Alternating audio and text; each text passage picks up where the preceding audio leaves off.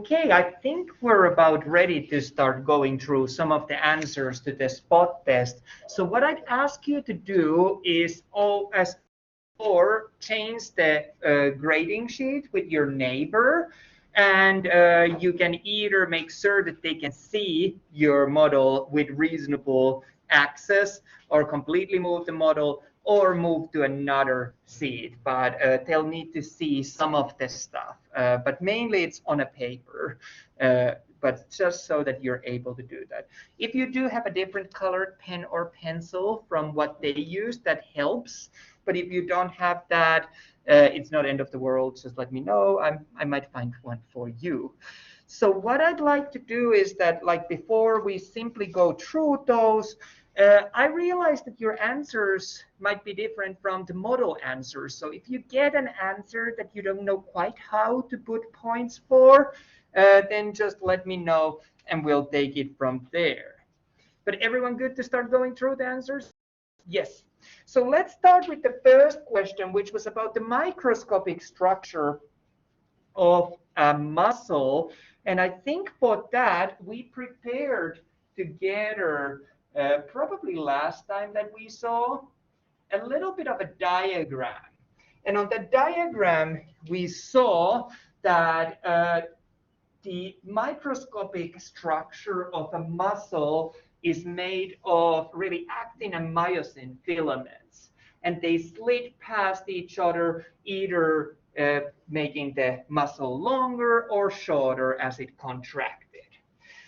From those, we saw that the actin and myosin had certain areas where multiple of these filaments came together. For example, in case of myosin, there was this central kind of a column, which we call H zone. And light doesn't get through that H zone as easily as other parts of the microscopic structure. So that's going to appear as a dark structure. In terms of our actin filaments, there was this part that was kind of a wiggly line where multiple actin filaments joined together, and we called that our Z line, our Z disc. So as long as the capital letter makes sense, give them 2 points for each. If you're kind of confused, you think that it makes sense, but they might not have used the right letter, I would be open for that as well. I just want that you can see evidence that they knew. So you remember when we looked at the muscles and we saw that there were those striations, for example, in skeletal muscles. This is the story behind that. Everyone good with that question? Perfect. The next question was explaining sliding filament model, and I don't think we ever used that term to discuss it, but I gave you a little clue there that actin and myosin might be somehow involved. So what we're talking about with the sliding filament model is that these actin and myosin filaments slide past each other as muscle either contracts or relaxes. So that's what I'd be looking for, 3 points word of an answer, that they tell that it's the actin and myosin filaments that slide past each other. If you feel that they told you something and it kind of makes sense, but they missed those words, well, give them 2 points. If you feel that they gave a genuine effort, but it's not quite there, you can give 1 point. If you're uncertain what points to give me a shout out. I'll come and have a look with you. We'll work through it together. Everyone good with that? Then we went through 2 different muscles. I'm just going to get my model from here, so I can point where we're seeing those muscles. So with this question, what I'm really wanting to do is make sure that you either in a class label those muscles, or that you had a chance now to label those, so that we're finding some of the important ones that we've discussed. And I think that, again, if you find that muscle, it's labeled on their model, give them a point per muscle. If you don't have a label for it, this is their chance to now explain it to you before I tell the answers. But let's start with biceps brachii. That's going to be at our anterior arm. So I'm expecting to see it there. Gastrocnemius would be the big calf muscle. I had to give mine away, but you know where calf would be, so you would find it there. Gluteus maximus, the buttocks muscle. So we're expecting to see that labeled. Orbicularis oris. That should be around the mouth, not around the eye. It's eye that's around the eye. So I'm looking for around the mouth for oris. We had our pec major, pectoralis major, so the big chest muscle. And then we had our rectus abdominis. So commonly we talk about abs, this big muscle that runs at the anterior abdominal cavity. Then we have rhomboid major. That's the inferior one that connects the scapula to the vertebral column. So you remember there was a minor and major. Major is the inferior one. So again, look for a label on there. And finally, we had the triceps brachii. So this would be now on the posterior arm. If they had all of those, 1 point each, if my math serves me correctly, we end up to 8 points for that. But if they missed something, it's not the end of the world, and they just might not get that point. But it's not a dramatic thing. For question 4, any questions so far? Everyone's good with the grading? Question 4, I was asking you to identify 4 muscles. I'm looking for, I think A was our sternocleidomastoid. Remember, the name tells where it attaches to the manubrium of the sternum. Clavicle, the kind of 1/3 in, and then the mastoid process of the skull from the temporal bone.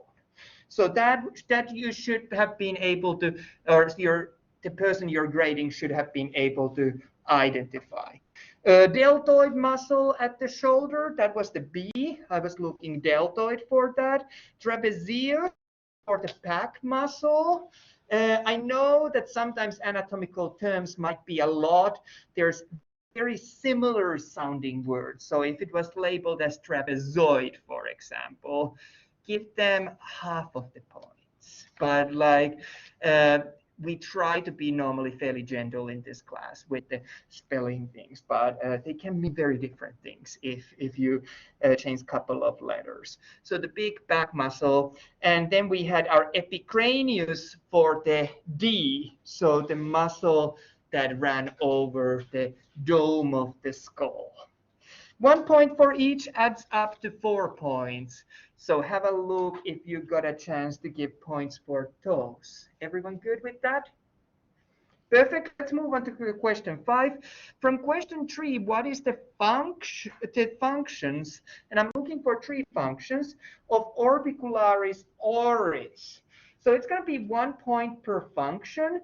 I think the notes that we used when we studied together, or when we revised this chapter, I've called it, for Valentine's Day, kissing muscle, whistling muscle, muscle that closes lips. So as long as there's 3 that make sense, give them 3 points. If they got some but not all, give them some of the points relatively. Everyone good with that? Everyone finding the answers? Question 6 asks for a group of individuals with a well-developed buccinator muscle. Remember, buccinator muscle was the muscle that contributed to your cheeks mainly. I think I've referred to it as a trumpet playing muscle in the past. Babies, infants have very well-developed buccinator muscles because they're doing a lot of suckling. So that's what I was looking there. That's 2.5 points for a correct answer. Yes? Yeah. For some reason I chose trumpet player. That would be perfectly fine. Trumpet players would have well-developed buccinator muscles. I love that. That's a great answer. Always remember there's room for interpretation. So good point. Any other ones that you want to check? The next one that I had was name the function of a muscle group labeled as E, and it was pointing here, and these were, of course, our adductors. So what adductors do, it add the limb towards the midline. So if it was just labeled as adductor, give them 1 point, but if they told what adductor does, give them 2 points. Make sense? Any hard questions, hard to grade? Anyone? No? You're feeling good? Then we're asking for 2 functions of epicranius. I think, and again, it's going to be 1 point per each function. I think it's easy to say that, yes, it moves the scalp, right? You think of this muscle going over the dome of the head. Also might help with raising the eyebrows. So that would be the second function. So I'm looking for both for 2 points. For one, you get 1 point. The next question is, why is platysma called the shaving muscle? You remember platysma was this muscle that kind of was the most superior one of the neck, and it doesn't have a lot of a function, but I think it helps to tense the skin of the neck.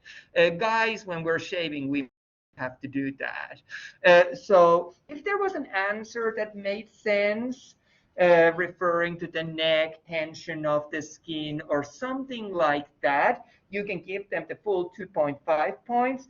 If it was heading there but not quite right, give them 1.75.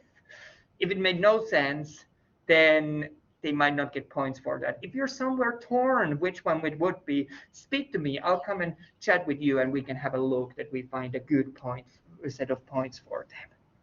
Everyone good? Yes. Then we had question 10, 4 muscles of the rotator cuff. And I'm looking there for supraspinatus, infraspinatus, teres minor, and subscapularis. They were all covered when we built those muscles that stabilized, acted on the shoulder level. On your handout, the section 8B. So that might be a good one to refer back to. Again, 1 point each, so adding up to 4 points. If they had spelling errors, don't be mad about that. But kind of try to form a rough idea what points you would give to them. Anyone got questions? Anyone challenges to kind of how should I give them the points for? No? The next question was a little bit more of a let's apply what we've learned, and it's a completion of a sentence. Muscles of the anterior arm do flexion while the muscles of the posterior arm do extension. So I'm looking for flexion and extension. That's, I believe, 2.5 points each. I don't know if I changed the grading, but if both were correct, give them full marks. If one was correct, give them half marks. If they made a good attempt, but it still didn't quite hit the goal, give them like 1/4 of the marks. Yes. I think I'm gonna have a look. Let's have a look. It's a good attempt. Let's give it 1.25.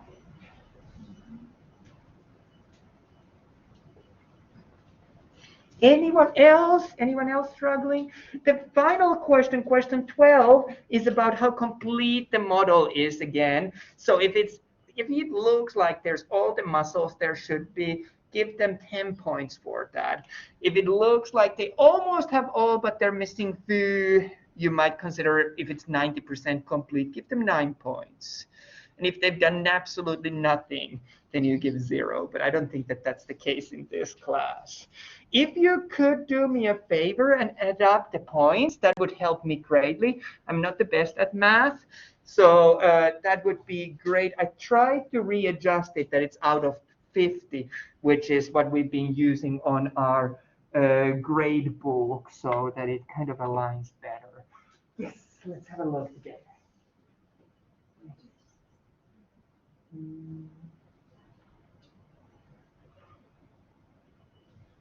She's real close, so let's do 2.75. I love how you like it. That's good. Anyone else who's having hard time figuring out the grading? What I would ask you to do is make sure, give your partner a chance to see what grade they got, but make sure that you leave your spot test behind in a class, because if I don't have it, you won't get any points. So at the end of the class, make sure to leave it behind.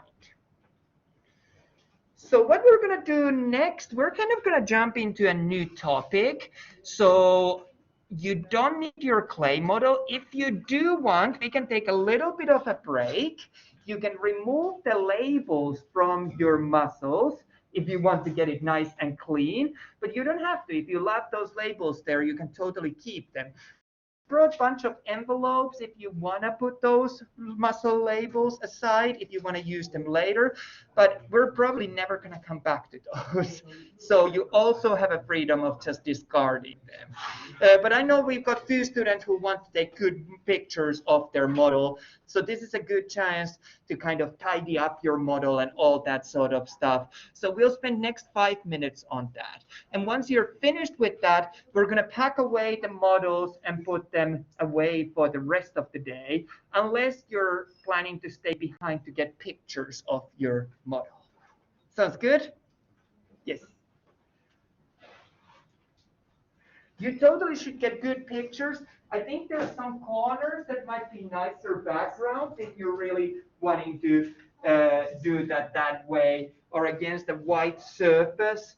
But if you do blurring of the background, it should work quite nicely as well. I promise to bring some fabric or some big pieces of paper to form a background later on this semester.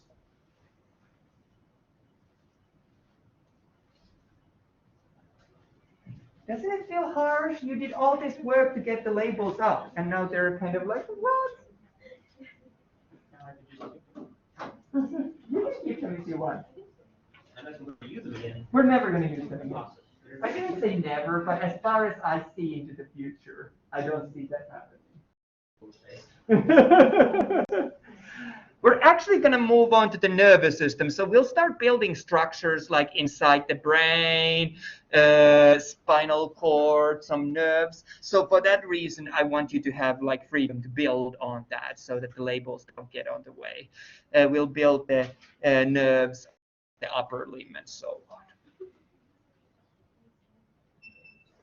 But good job. I know that you worked really hard on your clay models to get the muscular system built, and it does really show the hard work.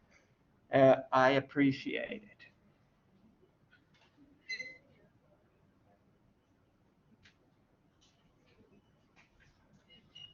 Yeah, there's a sign-in sheet going on if you can sign it. Do you mind if I grab these, or do you still want to look at those? You're kind of good.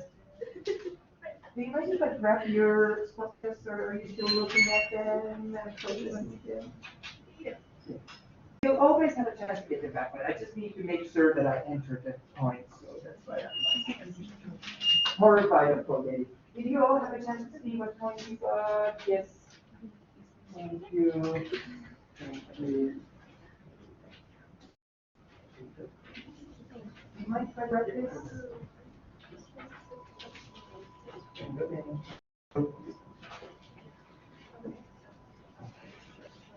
You're going to have some of the letter labels, the A, B, C, D, and E.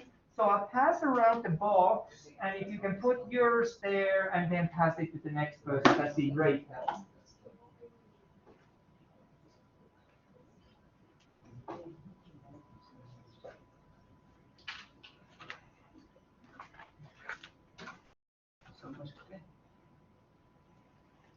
Doesn't it look very different without all those labels?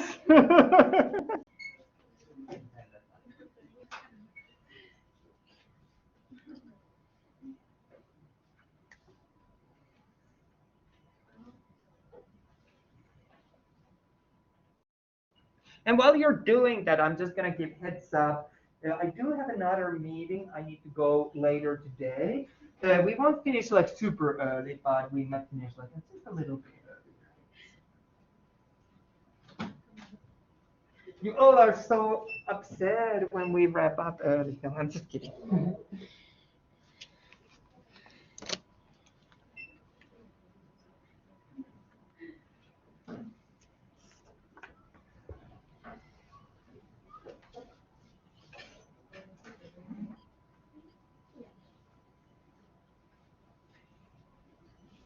I'm sorry, all of that hard work you had like to make smooth muscles, now you have to smoothen them again. We will definitely use the clay models again. It's just that we won't use it today. So if you're totally finished, you can pack it away. If you feel attached to it and it gives you courage and happiness to have it out, you can keep it out. I'm not like, oh, you have to get that packed away. Sorry? Yeah, use restroom. Go for it. Go for it. We'll start in 5 minutes or so. So if you need a bathroom break or something, this is a good chance to do that as well.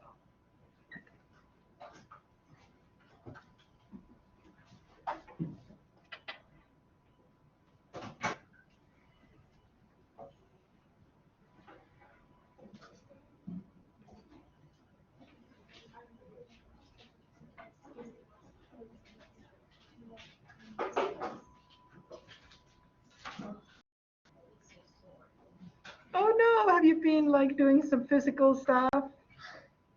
Exercising? Just tired. I know, hey, I wake up every morning. Oh, that's a long day.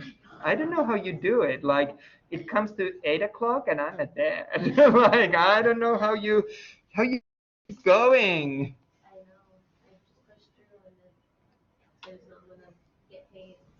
I know. I remember why I work so hard when the payday comes. I'm like, oh, no, I love my job. You're doing good. Remember that. I was one of the days wanting to do that while I was here ahead of them, and I was worried, what if I'm asleep and you all come in? And I was like, I can't. That makes sense. That makes sense.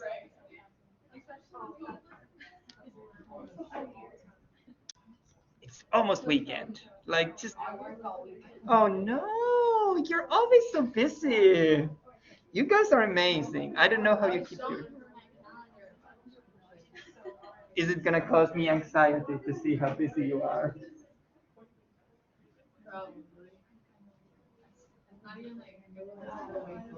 Oh my gosh. You don't really get days off. I don't have my work schedule in there yet. You're not getting days off, or I get Tuesdays and Thursdays. That's a lot. That's a lot. Well, you're almost at the summer break. Think of it that way. So it's worth it. What I was going to do today, we'll wait for the last ones to join, but we're going to move on to a new system, and that's going to be the nervous system. And there's a lot where we can go with that. So I want to just kind of first start with a couple of general notes and general comments, and then we'll take it and zoom in more and more and more detailed as we move along. I do have a handout for this chapter. That's like the key things, but I didn't get a chance to print it yet. So I'll have it next time. It gives us a nice chance to also review what we've discussed. I always pretend like, oh, it was planned. It wasn't. It's just that I didn't get around to it. So what I'd like us to do is that we move on to talk about nervous system. And we'll talk a little bit about the nervous system, and then we'll do our exam out of the way, and then we'll continue more about nervous system. But do not worry about the exam. I will make sure that you're all set for success for that. How many of you are taking psych classes or have taken psychology classes?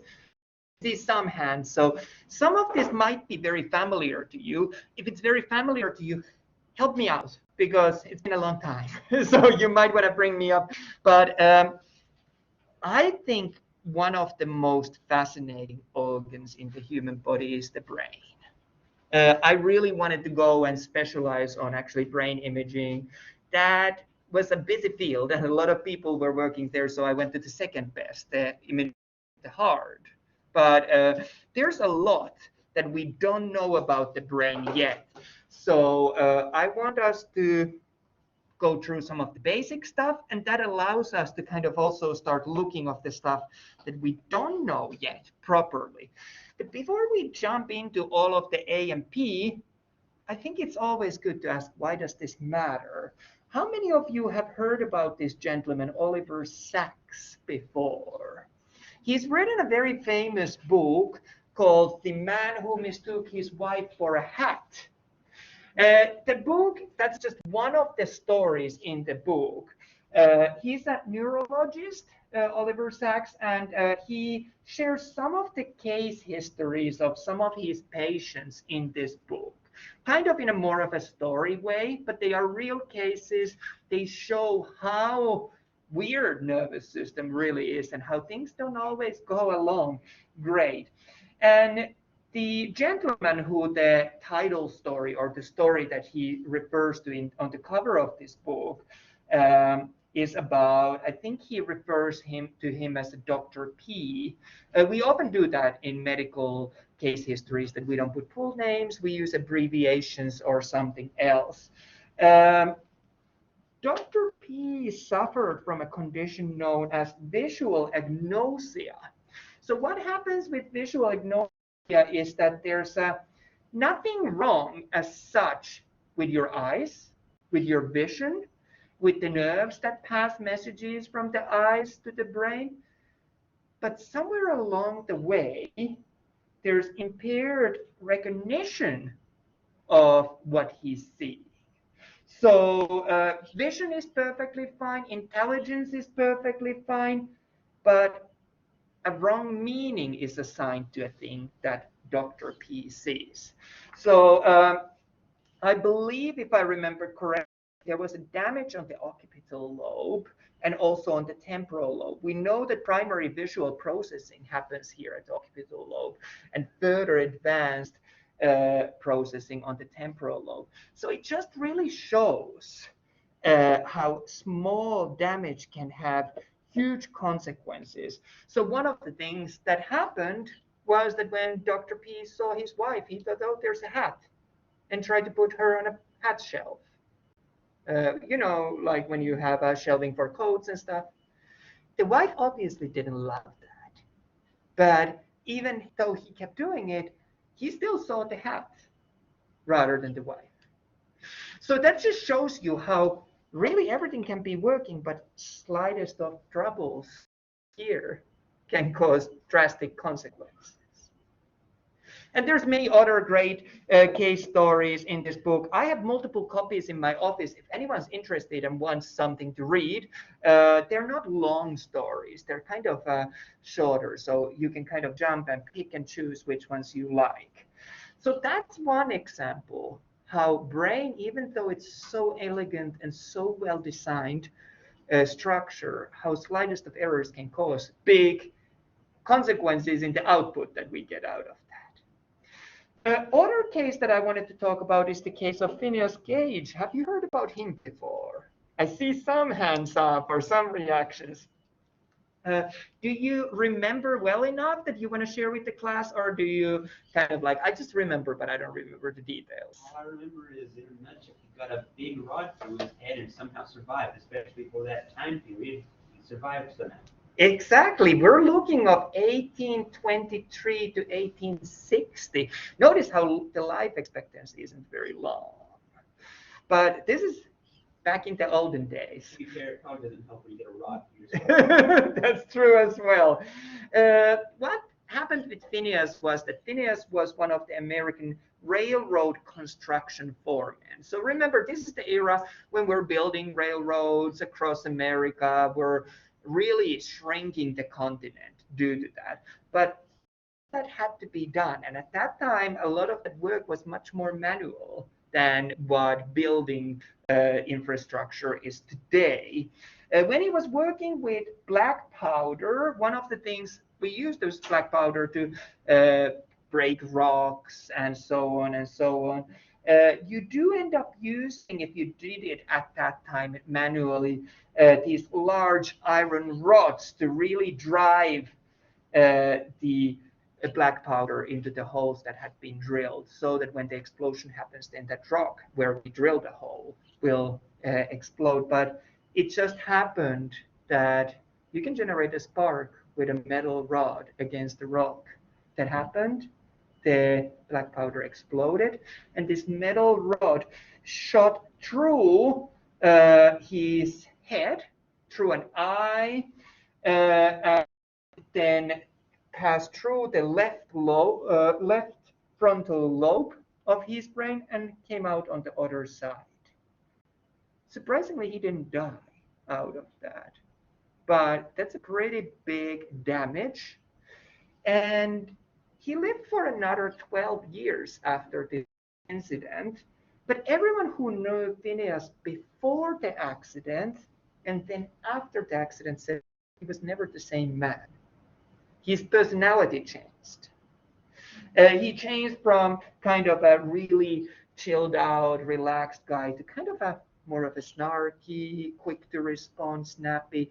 And really, like I said, the friends described him as no longer the Gage they knew. So all of these injuries and similar cases are super useful for us because a lot that we knew about the brain and different functions of the different parts of the brain came from these injury studies. For example, we found out that your personality at large is located at the frontal lobe of your brain. So learning from injuries or learning from people who had something abnormal going on, and then when they're dead, looking what's going on with their brain. We've gained a lot of information. Luckily, we don't have to rely on that anymore, though. We can do a lot of actually in life instant brain imaging these days. Has anyone had their brain imaged or seen a family member? So there's two things that we can do. We can take an image of the structure of your brain. So just see that is everything there? Are they the shape? Are they the characteristics that they should be? But another thing that we can do functional imaging. What we do with functional imaging is that we're looking at what part of the brain is especially active. And we often ask the patients or research subjects to be completing some kind of an activity while we take these images. If you end up at the university, and especially at the psychology department at the university where they do functional brain imaging, you'll probably end up being a test subject a lot. I've done that a big part of my studies. Sometimes they're compensated studies, which is really great. Sometimes it's just interesting. But I've done math problems in a brain scanner. I've done some physical activities. I've done some word vocabulary things. And based on those, we're able to draw a pretty good map that which parts of the brain, again, do different things. You can see how this is probably nicer than hoping for an accident for someone else. So times are better in that sense. So I think it would be fair in an exam to ask from you just in general a big picture idea of these two cases. And I will have nice written stories of them, and I'll bring them next time in case you want to refer back to those.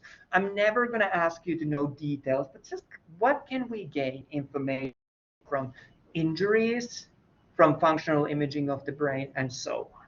Does that all make sense? We're good with that. Excellent. I love the thumbs up. So what I wanted to do was to talk about what is nervous system? What does nervous system do? How would you explain it to someone? I'm always like, how would you explain it to a younger sibling? That's always a good question. So nervous system, it doesn't mean that we're going to be super scared. I was like, really? There's going to be two communication systems that we're going to talk about that play important role in the body.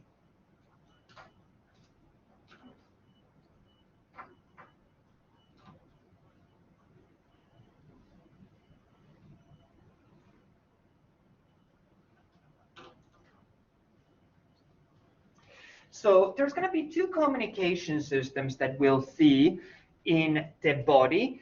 And one that we'll start our BIO202 with is going to be our endocrine system.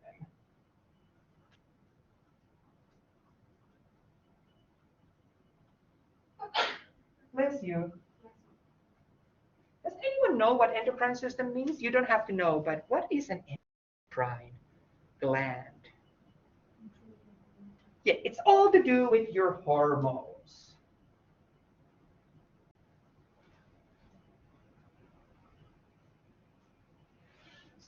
That's going to be one of the two communication systems in the body that we'll see. The other one, you're not going to be super surprised. It's going to be our nervous system.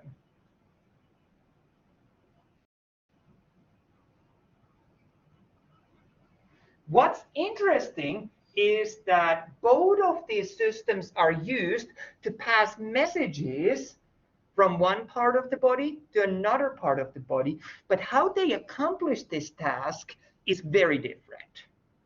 And the effects that they trigger are very different. So let's start by looking at the nervous system just really quickly. You've heard about nerve impulses before, I assume? Yes. So those are often electrical impulses that pass within the neuron, the nerve cell. Then we go to the synapses. We talked about that when we talked about the muscular synaptic area where we passed messages from the nervous system to the muscles, triggering contractions and so on. So there's going to be a little bit of actually chemical messaging from one nerve cell to another, but those are very fast messages, very precise from one place to another exactly, very quick acting. And once they're gone, they're gone. They don't really linger around the nervous system signals. Endocrine system is very different. When you release hormones, those hormones travel throughout your entire body to all parts of the body. And it can take a while before a hormone gets from one place to another. It can be quick-ish, quick process, but it can also take days if we're really taking a long time. And it's not very precise where it travels. There's going to be receptors for hormones that are more precise, that, okay, this structure has receptors, so they will respond to that hormone. But also the effects of that hormone are usually seen for a longer period of time. So hormones linger about for a while. So big difference between these two systems that we're going to see. Everyone good with that? Perfect. So jumping back to this, what I kind of already mentioned was referring to the question that how do we pass messages in a nervous system? And we saw that there were going to be those electrical signals. It's not going to be like electric wires, but for the sake of simplicity, because I'm a simple guy, I use that as an to explain that. But there's also going to be the chemical element when we have those synaptic gaps where we're passing chemicals across to trigger a response. So not all nerve cells are always physically connected to each other.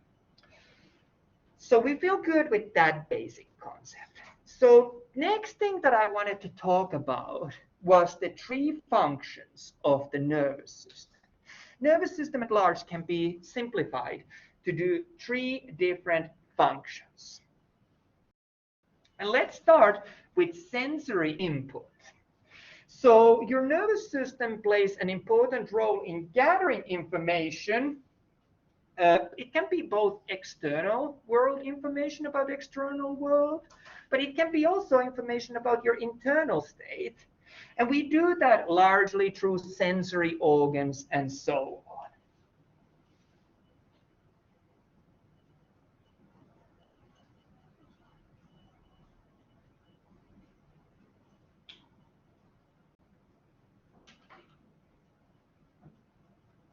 So that was our first purpose. I'll project what I'm writing. I'm just doing a quick summary for you on the board in just a bit. So collecting information about what's happening around us and what's happening within our own body. The second function that nervous system is going to have is integrate that information. So we're really processing the information coming in. We're giving it some meanings so that we can kind of make sense. Not everything that we sense is essential.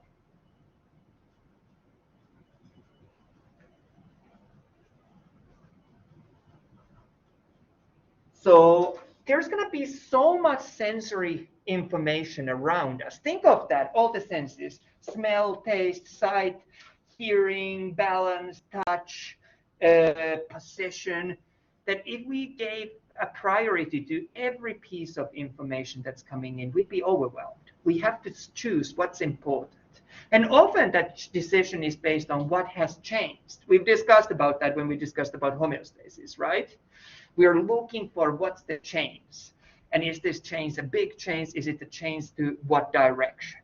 So we do that integration, kind of making sense of what we're getting in. And the final function is this motor output.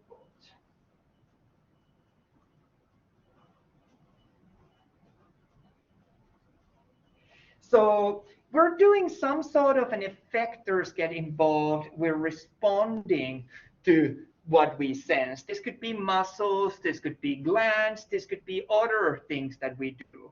But we're constantly observing the world around us, we're making sense of it, and then we're responding to that somehow. Those are the three functions of the nervous system, in case you want to make sure that you have those noted down. I think that it's always important that we start with things like that to kind of make sense. Why do we need to know about this? Everyone good so far? Yes. What I'd like to do next is to start dividing the nervous system into two different parts, just kind of to make more sense. Nervous system is such a large system that there's going to be so many things we could be looking at, that I think that it helps that we divide it into sections and then tackle each of those sections at the time. However, by doing that, I don't want us ever to lose the sight of that all of these are connected.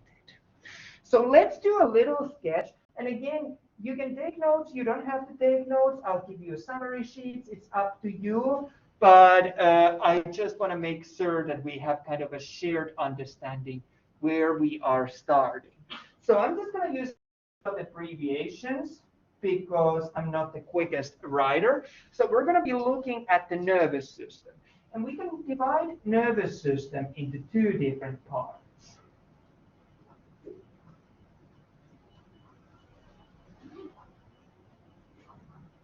So the first part of the nervous system that we're going to be looking at is going to be our central nervous system.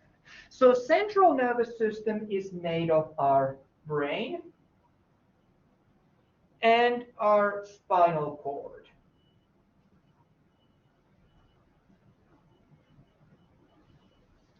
So really, if I were to try to somehow describe what does a central nervous system do, it's really this capturing and processing, computing part of the information. So we saw that integration in the previous slide that we had a look of.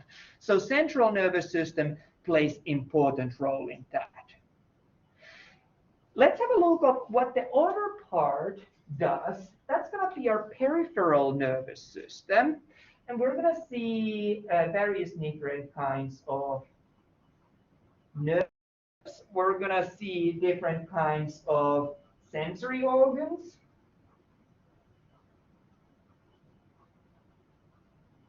And have a look at those at the later part of reviewing this system. So this is really the communication lines. You can think of them like the receivers or antennas of information.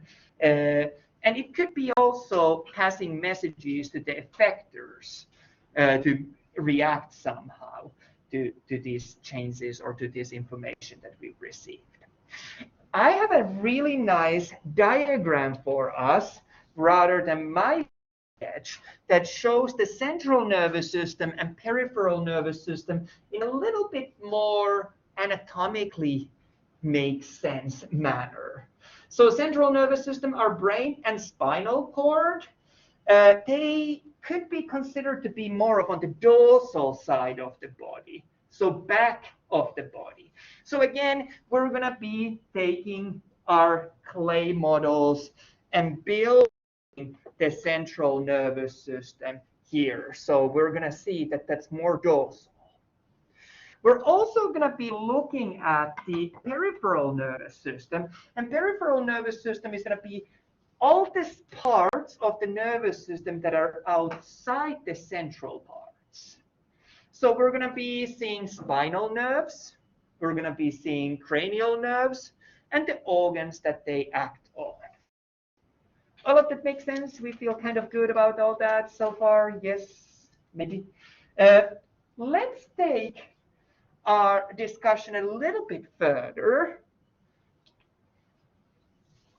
We jump back here, and I think we should look at the peripheral nervous system a little bit more. We can divide peripheral nervous system into two branches. We can be looking at the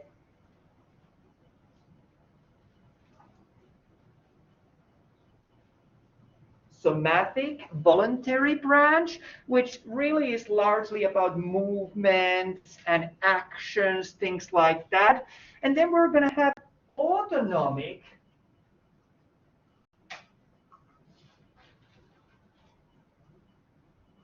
portion of the peripheral nervous system. So these are the involuntary parts where we don't have a control over. These are mainly unconscious responses that we're going to be talking about. And if we want to divide autonomic part into two different areas, we can absolutely do that, provided that I get these both. So we're going to see our sympathetic branch or sympathetic nervous system, and we're going to see our parasympathetic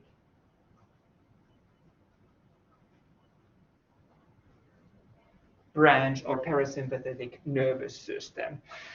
You might have heard about these before. Do they ring bells? Sympathetic, parasympathetic, somewhat? We're going to have a look at those a little bit more, but these are the fight or flight or rest and digest responses that we're looking at. And let's have a look at that a little bit together, kind of adding a little bit more information to what we've seen. So we're going to start with the sympathetic nervous system. That's often described as our fight or flight responses. So if you think about what would we do if we would be under a threatening situation, we have two ways of dealing with it. Either to get the heck out of there or fight for your survival. So all of the changes in the physiology of the body that we see when the sympathetic branch of the nervous system is active aims for those purposes. So these are very stressful situations. It can be excitement, it can be fear, it can be anger, it can be embarrassment. But what sort of changes happen to your body when you're in those situations? When you're excited, when you're fearful, when you're angry, when you're embarrassed? That's going to be my first question. And second question is that we're going to look at also parasympathetic nervous system, which is really about rest and digest branch. So that's when you're not under a threat and you can do all the other things. What kind of changes would happen in your body when that branch is active? And what I'd like you to do is talk with your neighbor for a little bit. What do you think happens to your body and different systems of the body at these two different situations? So we'll just take a few minutes, but try to come up with body parts and what would be the change in that body part. Does it start to active more actively, or does it become more passive, not as active? So have a few moments to talk with your neighbor to catch up on that.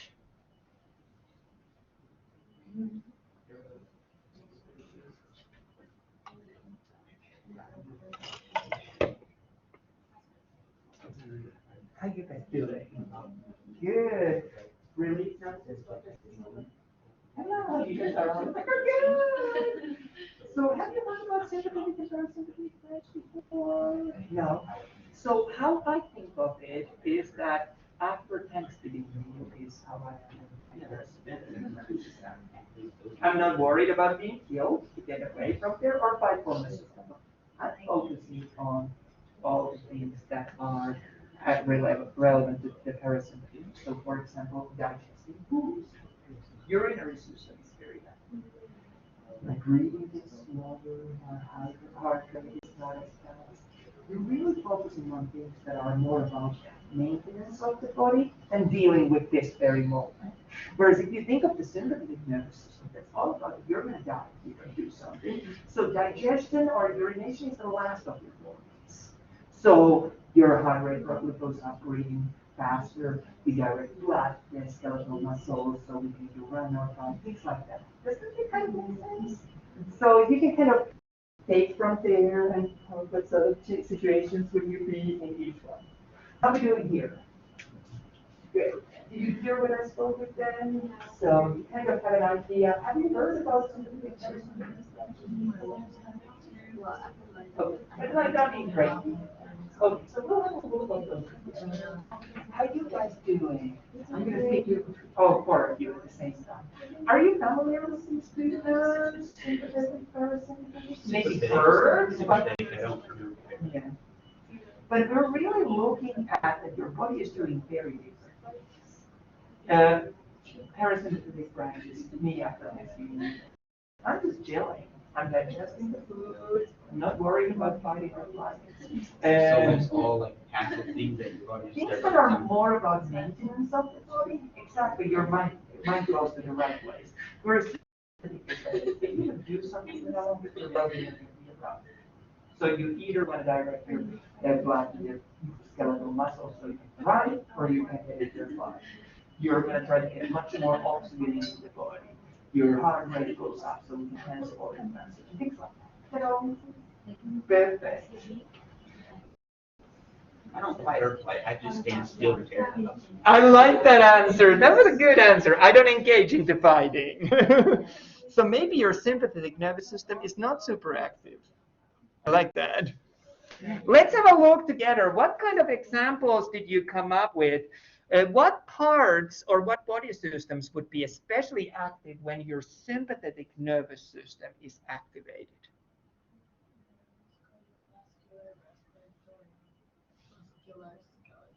Perfect. So for anyone who didn't hear, cardiovascular, respiratory, musculoskeletal. So your heart rate probably goes up.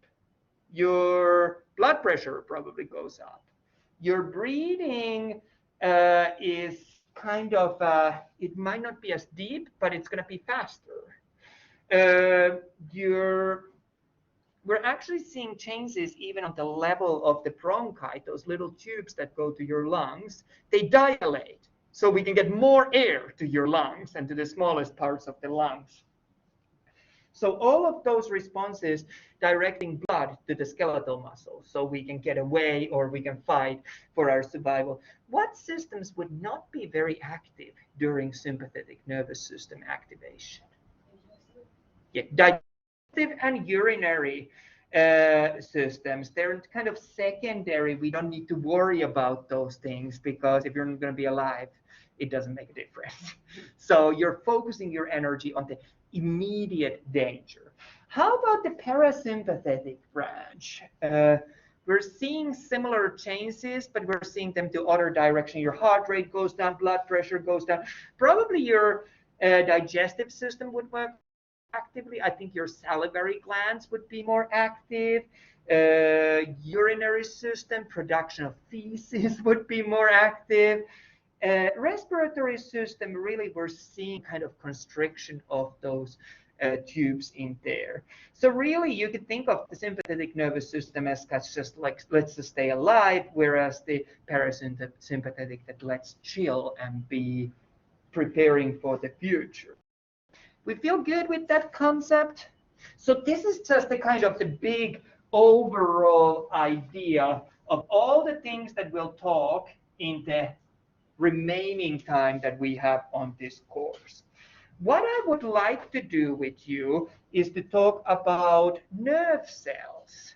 And often when we talk about nerve cells, we talk about neurons, or it's the same thing, but you see some sort of diagrams like this. This is, or pictures, this is a real nerve cell. And real nerve cell is a little more complex than the diagram that we're going to draw together and the diagram that we use as an example of a typical neuron, typical nerve cell. In reality, what we're going to draw, you're probably not going to see that kind of a nerve cell ever.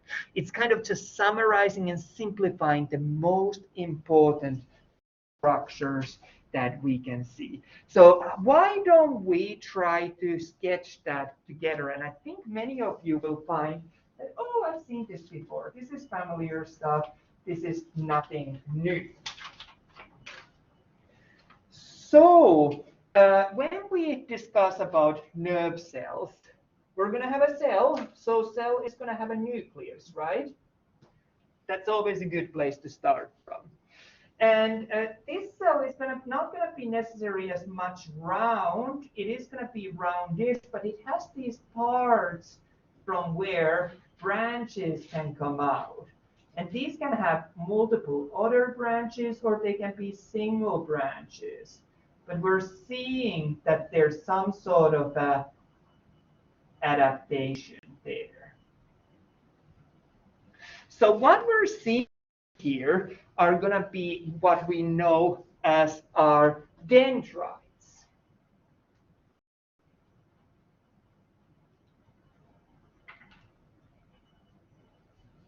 What dendrites do, they collect information from outside the nerve cell and pass it into the nerve cell and towards the cell body and possibly towards the nucleus as well.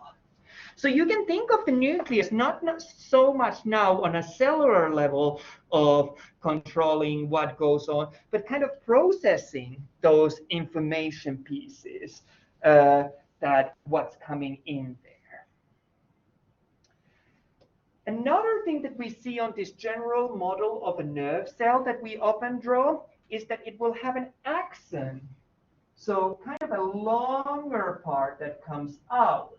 Sometimes there's going to be branches from the axon to other parts, but sometimes it's just a single string that comes out.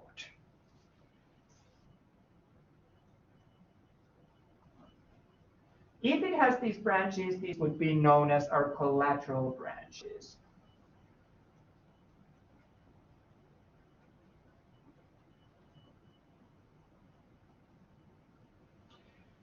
And of course, the axon is going to end somewhere. But before we have a look of where the axon ends, one thing that we sometimes see around axons is going to be myelin. Myelin is this sheet of fatty tissue that surrounds the axon every here and now. Now, you can think of it looking a little bit like a pearl necklace, if you wish. So myelin kind of wraps around the axon.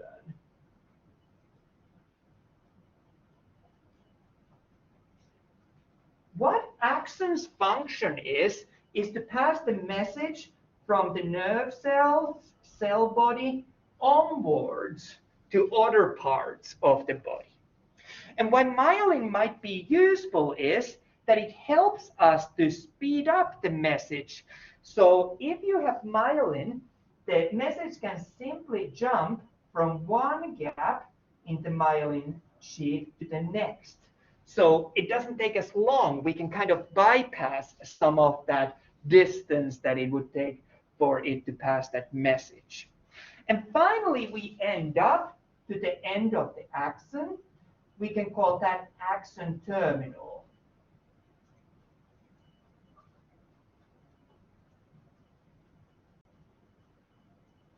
And there, the axon might join to another nerve cell, or it might connect to a muscle. It can do many different things. It's kind of the physical end of that nerve cell. So if you really wanted, you could probably kind of make this prettier with some coloring. So we're seeing our cell body, the cell of the nerve, where the most of the, for example, mitochondria and other cell organs are going to be. You remember we saw the nucleus there, and then you're going to see that axon, and you can see the myelin around the axon. Often, myelin on these diagrams is shown on a different color. So just think of it as kind of these fat blobs around the axon, helping to speed up the message. And then we get to the axon terminals, and we need to do something there to get the message to other places. Everyone good with that? Everyone feels kind of like that was a nice diagram. Yes. Just for my own curiosity, myelin sheath and myelin is the same thing, right? At this level, we can think of so. We'll zoom into that a little bit more, and we're going to get a little bit more of a detail. But a really good question. So I think what I have next is, here's what I prepared earlier. It's like one of those cooking shows, right? Here's the same structure that we drew, but in a little bit more of a defined and finessed sense. So like I said, this is a typical nerve cell that we'll see, our typical neuron. But really, in reality, I don't think you would ever see a neuron that looks exactly like this. This is a simplified version, and this contains all the parts that you may see. So kind of a nice general model, but not a definite one that we'll see. Everyone good so far with what we've discussed? The next thing that I'd like to discuss is actually something that really I find exciting. We've been knowing about nerve cells and neurons for a long time, and we've been doing a lot of research about nerve cells and neurons in the brain and in other parts of the body, trying to figure out various medical conditions, figure out how things happen. But we haven't been able to come to the solutions and answers. For example, Alzheimer's disease. We have been studying that condition forever. We have been looking at nerve cells, and we just are not getting the answers for the questions that we're asking. It turns out we've been focusing maybe partially on the wrong thing. Neurons are not going to be the only cells that we're going to see in the nervous system. We're also going to see cells that are known as glial cells or neuroglia. You can think of these kind of an assisting cell or supporting cells. So these cells do two types of supporting. They can support structurally the tissues where we see nerve cells, but they can also functionally support these nerve cells. So we've been spending all this time looking at neurons alone, when the answer to the big questions that we might have might lie with these supporting cells, neuroglia. And there's going to be 4 types that I want us to talk about. So astrocytes, microglia, epidermal cells, and oligodendrocytes. And we're going to go through all of those together and see what's important for each of these.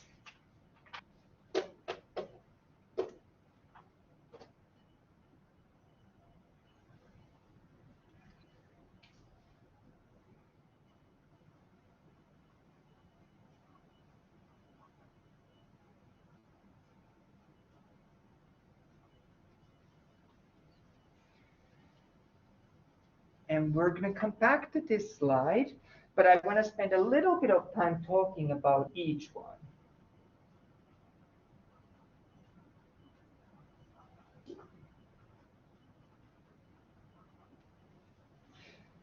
So let's start with our astrocytes. Do you know what the word astrocyte, does it make you think any other word or remind you of something else? Astronaut. Yeah, it is a little bit of like a star-shaped cell, if you wish.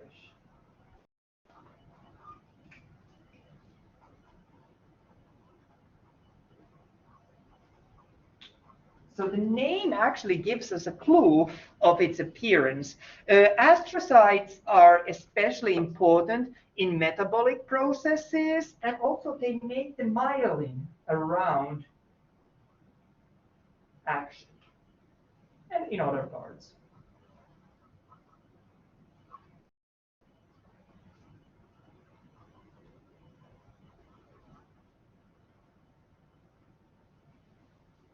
So those are our astrocytes, and we'll see some pictures in just a moment of actual real illustrations of astrocytes. But at this point, if nothing else, you can just think of them as these star-shaped cells. That might be a good kind of a starting definition for us. We feel good with that? Let's have a look of our oligodendrocytes then.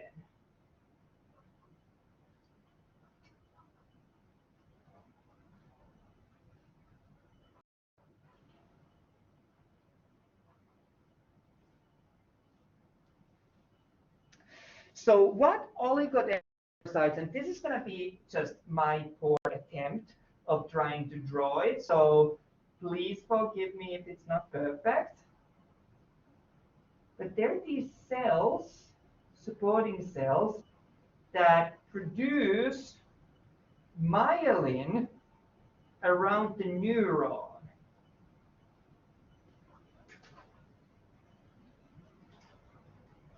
So you remember we saw those blobs around the action. Those would be produced typically by oligodendrocytes. So that would be a good note for kind of describing those. Everyone good with that? Let's have a look of next our microglia.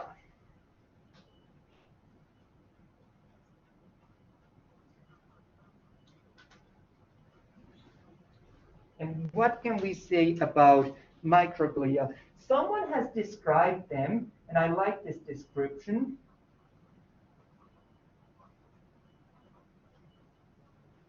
It's a little bit looking like spider-like structures. Of course, the micro tells you that they're very small. But they could be very, very small and still look a little bit like spiders if you have a good imagination, like I definitely have.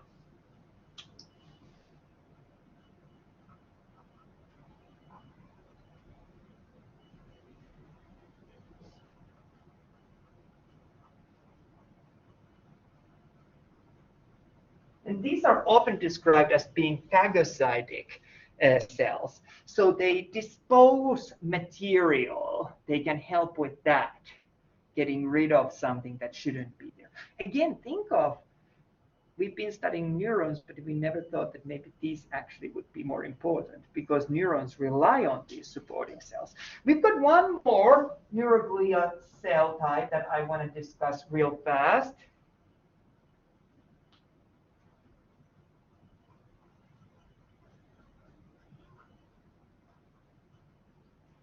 It kind of depends a little bit who you ask, how it's spelled. Is it an ependyma cells or ependymal cells? Both would be just fine to be used.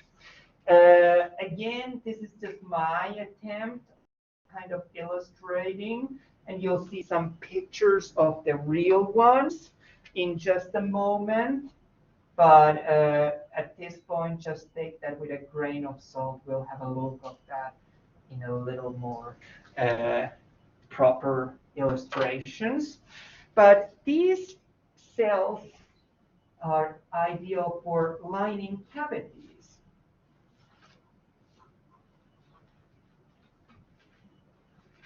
They, for example, one thing that we saw from that sketch that I did,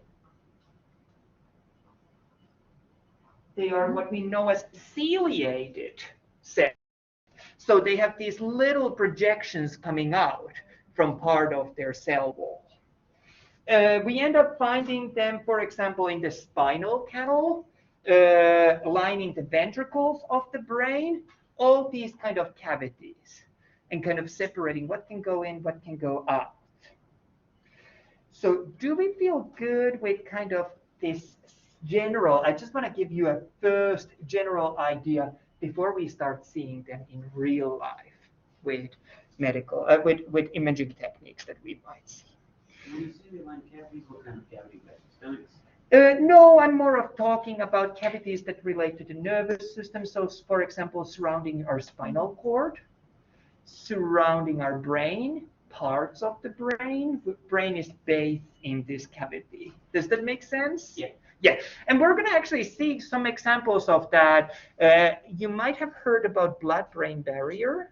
Blood doesn't directly travel to the brain. We're kind of controlling what elements of the blood get to the brain because brain is so sensitive, we can cause damage otherwise.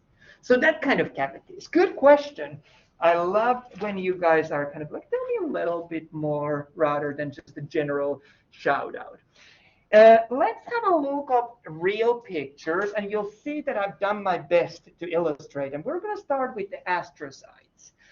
The reason why these pictures will appear as be really like a neon color shining is the imaging technique that we use. But what we're seeing here, the nucleus is staining more blue, and the cell and other parts of the cell more green.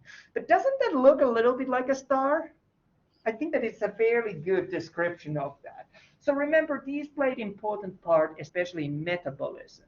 So metabolism refers to all chemical reactions, especially when we produce materials that allow other cells to get energy, keep going, and things like that. So those are our astrocytes. In an exam, I think it would be fair if I with these pictures and ask you to match them with different types of cells, glial cells. So feel free if you do want. I have uploaded and I will re-upload if it doesn't show up nicely this presentation also on the Blackboard, but you are always welcome to take pictures of the screen if there's something that you like. Let's have a look at the oligodendrocytes next. Here we can see actually nerve cell actions, and we can see this oligodendrocyte that branches out to those and is producing that myelin around these axons. So I would feel that it could be fair to ask that can you tell that this is an oligodendrocyte versus can you tell that what we saw before as astrocyte? Sounds good. I love that no one's protesting. I don't know. I don't always ask a question like asking that your input. I'm just like, that's what's going to happen. But I want to make it seem nicer. Let's have a look at the microglia. They're tiny. They're really small. They were really described by some as spider-like. If you kind of have a good imagination, you might see that there. They played those phagocytotic roles, kind of disposing material, used material that nerve cells, for example, might produce once they're done their stuff, whatever is left behind. And the final one that I had was our ependymal cells. You were asking at what could they line. Here we're seeing a cross-section of the brain. And you'll notice that inside of the brain, there's going to be all these empty spaces. These are known as our ventricles. And actually, the cerebrospinal fluid travels into these spaces. Same fluid that bathes the brain, it travels into all of these spaces. And these cavities are now lined with ependymal cells. If you have a little bit of an imagination, you can almost see that we have this boundary between a tissue and an empty cavity space, and we've got those cells that separate, kind of form a wall or a barrier around that. Here we have the tissue on both sides, but in between we've got a cavity there. And again, these ependymal cells line that space, playing important role in regulating that. Nothing that shouldn't get there gets there. Do we feel okay with this? I do kind of, I guess, at this point, we've seen our diagram that we drew of the neuron, and I have to say that it's not very accurate, but it shows the important parts. In reality, neurons look very different. There's some pictures of neurons, how they can appear. So they can have a lot more dendrites than what we saw. The dendrites might be more pronounced. Or there might be just one major dendrite. The cell body might be located at very different places, even away from the axon that we've seen. The axon length might vary, the number of branches of axons might vary, and the axon terminal might be very different. So there's many, many different ways how nerve cells really in real life might look like. The picture that I had earlier on was my kid, and I had just received it last time I was teaching this class. So I was very excited to share it with everyone, but not something that you need to know in an exam, obviously. How do we feel at this point? Is anyone like super overwhelmed? Are you hopefully seeing why nervous system is kind of an exciting structure to talk about? What I'd like to do as the last thing that we do together today is to talk about action potential. Have you heard about action potential before? I see some nodding. We're going to begin into a little bit of a detail about that. But before that, I think this would be a natural place for us to have a little bit of a break, like 5 minutes if you need to use bathroom, if you need to check your social media, if you have other things you need to do. And then we'll just kind of wrap up this session by looking at the action potential and important concepts that relate to that. So have a 5-minute break and then we'll start.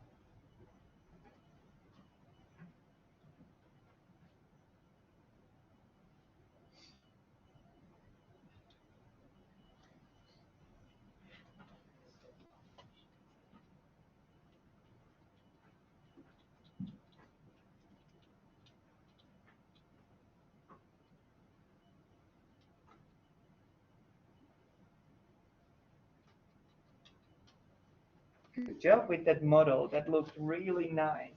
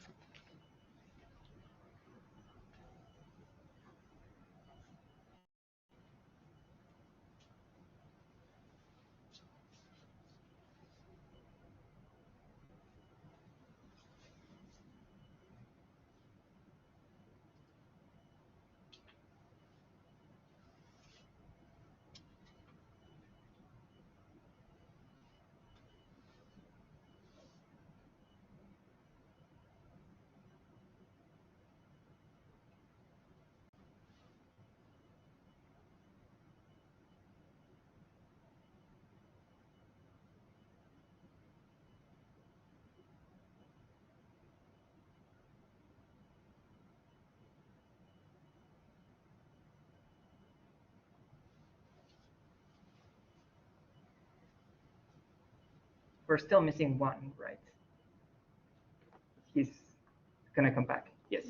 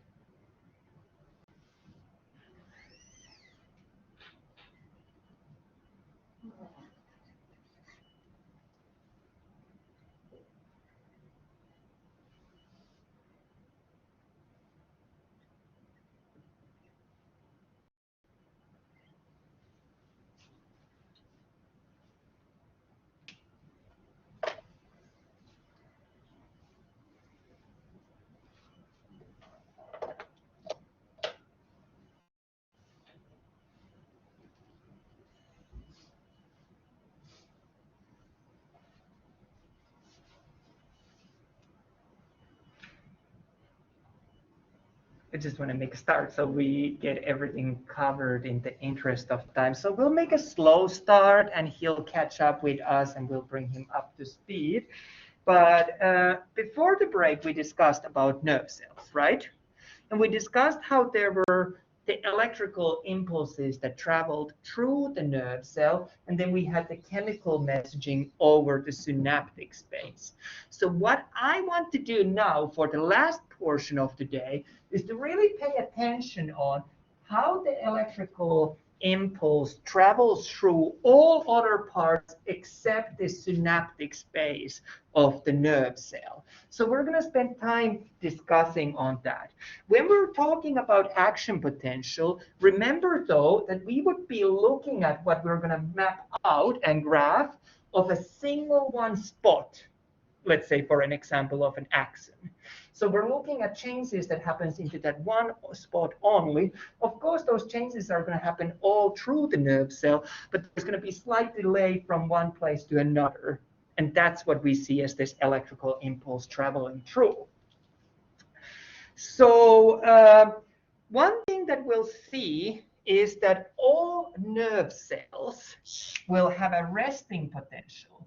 Resting potential is the electrical current that we see inside that cell when nothing is happening, when it's just being itself, when it's doing its job. So there's some sort of an electrical charge that we can measure, and I've got some examples how we can measure that as well. But before we get into that, one thing that I want to make sure that I mention is that nerve cells can change their electrical potential real fast from one charge to another and then back again. So we often say that nerve cells are highly excitable.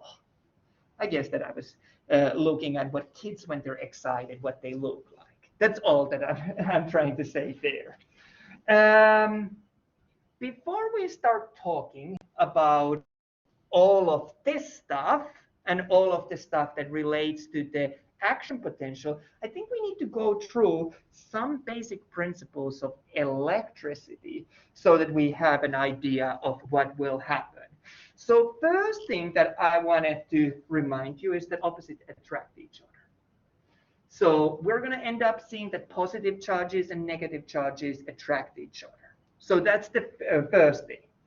Other thing that we're going to see is that energy refers to the fact that it keeps the opposite charges across the membrane. So we're going to see some sort of a separation between these charges, and that's going to be the cell membrane, the outermost layer of the cell that we're going to see.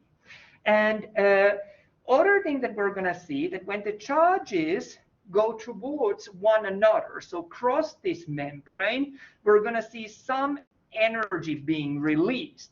So we're jumping the fence, if you wish.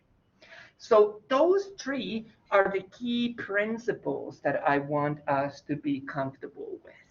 Everyone good so far? Yes. So let's see what happens.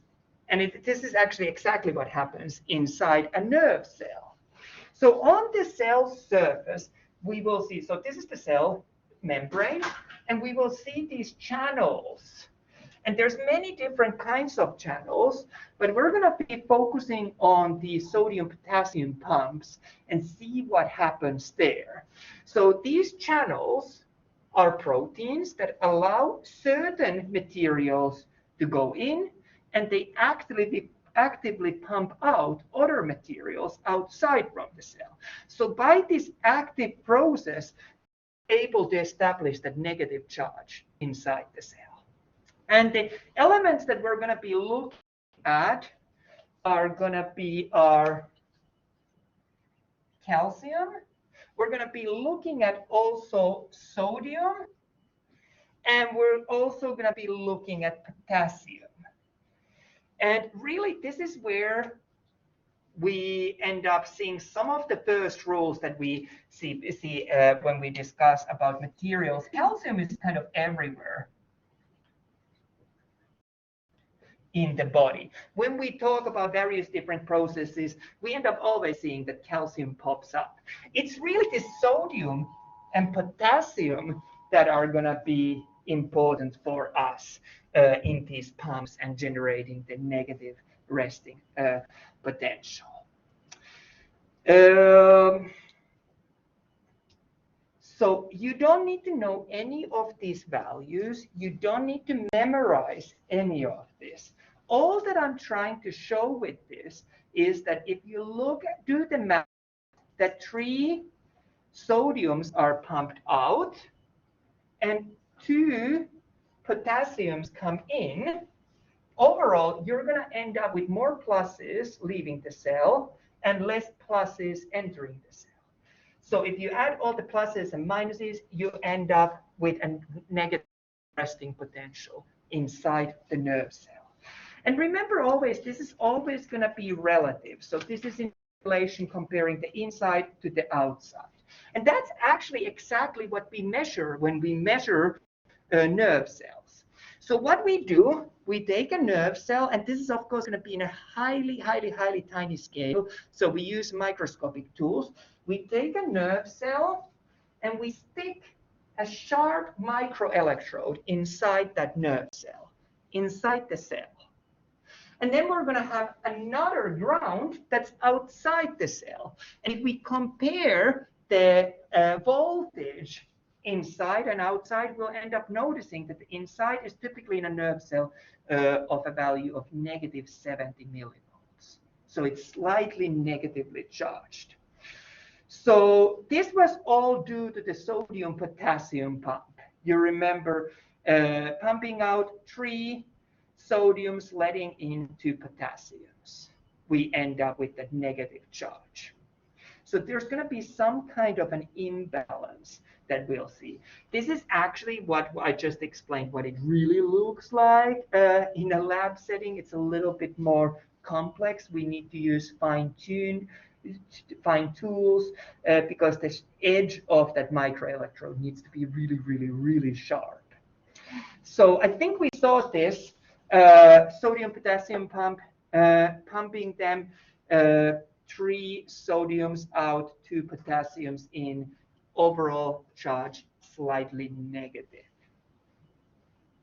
Now, Let's see what happens next. And what happens next is that there's going to be some kind of a stimulus that takes place. So this could be, for example, a new nerve impulse or investigator kind of touching the neuron. As you can see in this, we're just somehow messing with the neuron. Something happens. And in response to that, there's going to be significant change. The sodium channels now open and sodium rushes into the cell. Well, as sodium rushes into the cell, we're going to see a change in the charge of the cell, what's happening inside there. And we talk about the cell becoming now, the inside, more depolarized.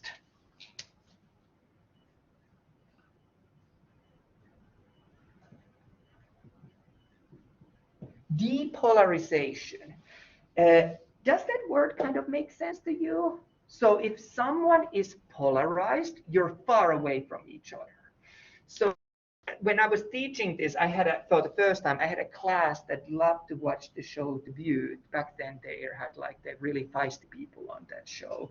They had Elizabeth Hasselbeck and our comedian, what's her name? Rosie O'Donnell. And they hated each other. So they were very polarized on a political spectrum where they were. So if we are being now depolarized, we're reducing the extremes. It's like bringing Barbara Walters to the discussion. So we get close to zero. The difference is not big. We might actually go a little bit above the zero as well. So now the cells inside has reached the zero, or it's even a little bit above the zero. It cannot stay like that forever, though. There has to be normal. We have to get back to where we were initially. So there's going to be a change that brings the cell's charge close to the normal. And this is because the sodium channels now close and the potassium channel open. So we're normalizing this condition. We're going where we would normally want to be. So as a result, the membrane charge returns to the resting potential. This was like bringing the Barbara Walters to the discussion. We are again repolarized.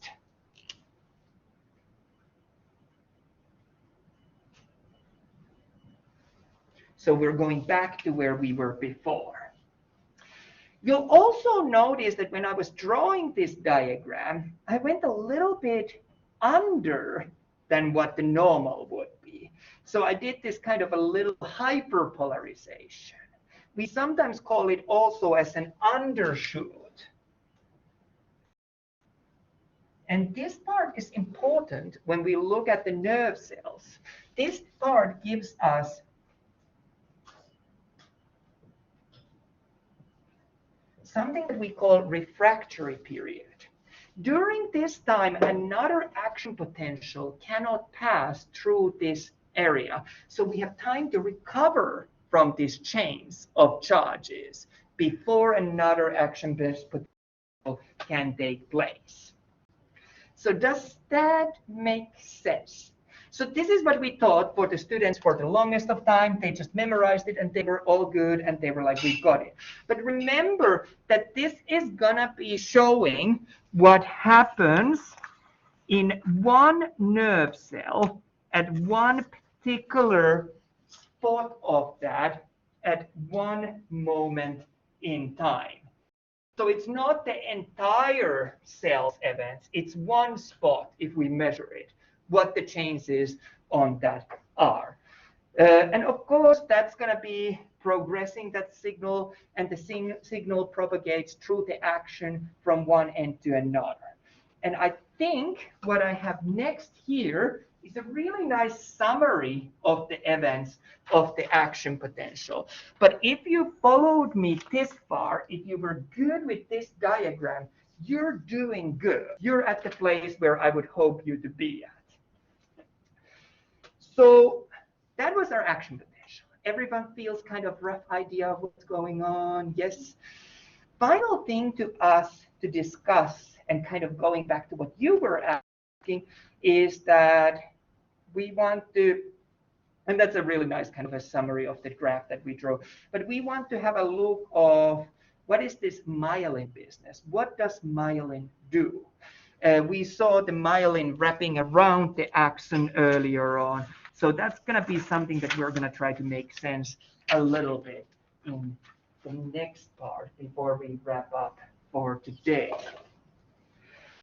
So remember how on this diagram I showed you that what myelin that surrounds the axon allowed us to do was to jump over certain parts of the axon. So we were able to kind of speed past from where we were, right? And I always kind of struggle how to explain that. And I was looking what your textbook offers. Textbook offers kind of this diagram, like it's almost like arrowheads. So it jumps from one place to another quicker. If that makes you think of it better, that's absolutely fine. What we're seeing here is how the message would travel in a normal nerve cell. And then if there's myelin around, able to do just these bigger jumps of that arrow. The final thing that I wanted to kind of mention, and it's literally going to be just a mention, is what happens in terms of passing the message from one nerve cell to another, or from a nerve cell to the receiving structure. So we're going to be looking at what happens in the synapses. So at this part. And especially what kind of a changes are taking place there. Remember, this is chemical processes that are going to be that we're going to see here. So jumping back to the presentation, we're seeing a synapsis of the previous cell's axon to a new cell. Another synapsis here, another synapsis there. And that's the reality. In real life, there's going to be a lot of connections from one nerve cell to another. In real life, it's going to be really hard to illustrate it like this because they're much more three-dimensional. So it's not going to be as simple cut discussion as we're seeing here. So the last thing that I would like us to make a little note, or you can just watch if you don't feel like taking notes, is your thing, is to sketch that kind of what we're going to see. So we're going to see the action of a nerve cell coming here. And the end of that axon there. So the nerve cell action potential was coming down to that. We're good with that. Everyone's kind of agreeing on that. We are going to call this part as a presynaptic part.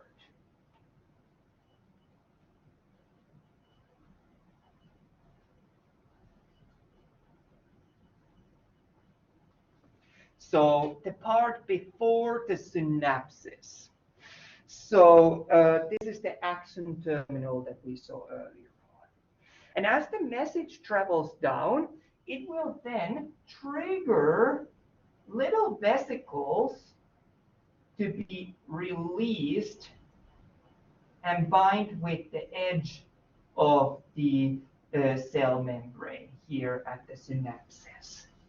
And as they bind with the edge of the cell membrane here at the synapses, what they're going to do, they're going to release the contents of these vesicles. And these contents are those chemicals that we discussed about that travel through the synapses, through this space where the nerve cells did not physically connect to each other.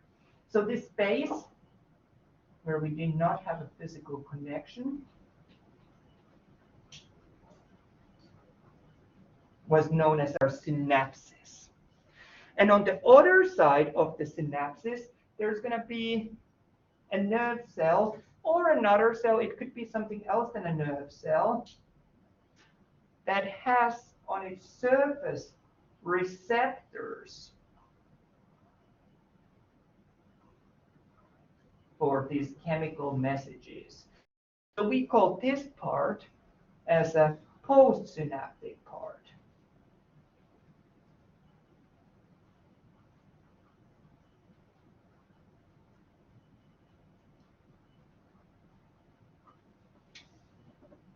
So now these chemicals travel across the synaptic cleft, across the space, and bind into a receptor of another cell. As they bind into the receptor of another cell, they trigger some kind of a message then to pass onwards on that postsynaptic cell. So you'll see that it was all about the electrical messages that we learned earlier on, but now we flip the script. Now all of a sudden, it's no longer an electrical message, it is going to be chemical message for the part where it crosses across the synapses. And then when it reaches to the other cell, then it turns back into an electrical message if it's going to be another nerve cell. Or it can start something else. Something happens. It triggers something to take place. Some sort of a response.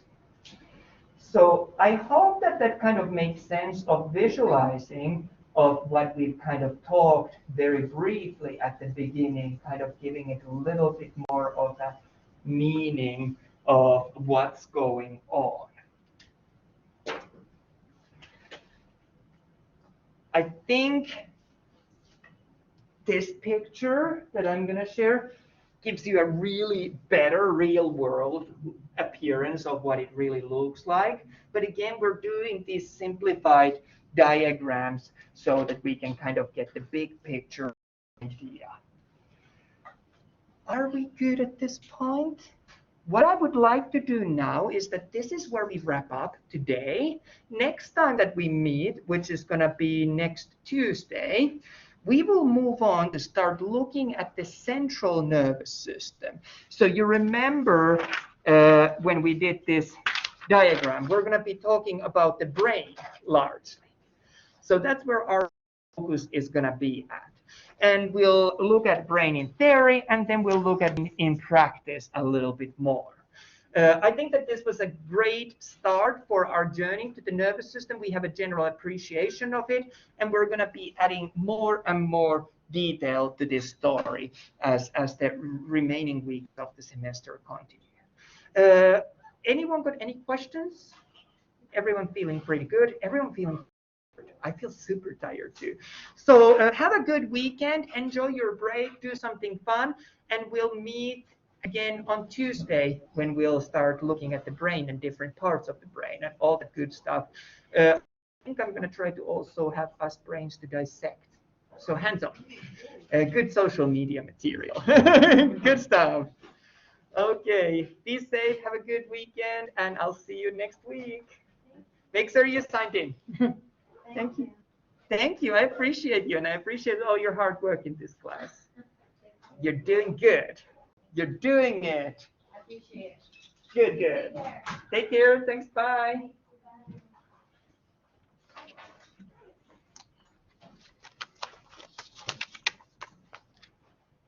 Good job with that model. That looks really, really, really nice.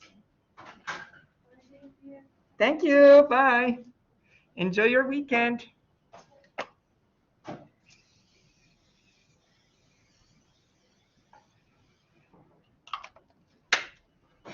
Like I said, I'll try to bring something better as a backdrop if you want more pictures. There's some corners in this room that might be better, but I'll try to also bring some sort of a fabric or something.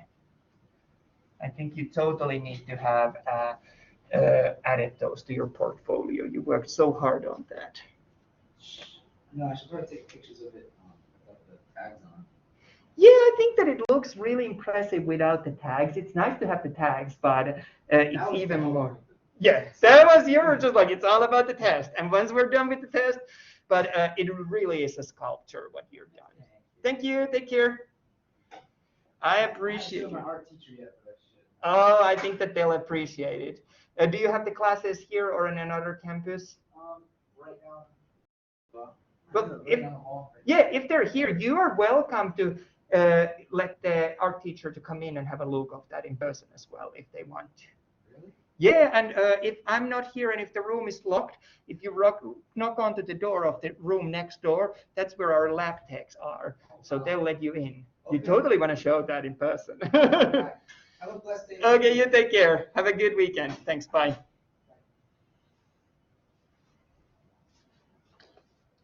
And that's going to complete our recording for today. I hope you found it useful, and we're going to continue next week. As always, I'm here to answer any questions that you may have. So all you have to do is drop me a line, and we'll figure out together any questions that you might have.